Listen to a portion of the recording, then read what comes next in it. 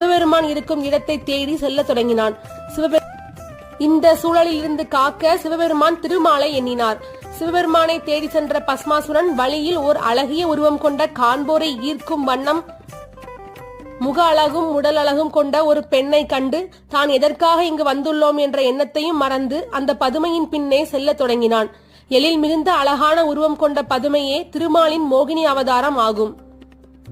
பின்பு பதுமையிடம், யார் நீ? இவ்வளவு எழில் கொண்ட உன்னை இதுவரை நான் இவ்வுலகில் கண்டது இல்லை என்று பஸ்மாசுரன் அந்த பதுமையிடம் கூறினான். பஸ்மாசுரனின் பதிலை கேட்ட பதுமையான மோகினி அவனை பார்த்தபடி ஒரு அழகிய எழில் மிகுந்த புன்னகைத்ததும் அவன் தன்னை முழுவதும் மறந்தான். மோகினியின் அழகிய சிரிப்பில் தன்னை மறந்து தான் யார் என்பதை அறியாமல் நின்றிருந்த பஸ்மாசுரன் தன் மனதில் தோன்றிய எண்ணங்களை மோகினியிடம் எடுத்துரைத்தான். அதாவது, நான் அசுர குலத்திலேயே மிகவும் பலம் வாய்ந்தவன் என்றும் என்னை எவராலும் வெல்ல இயலாது என்றும் என்னை கண்டு சிவபெருமானே பயந்து மறைந்துள்ளார்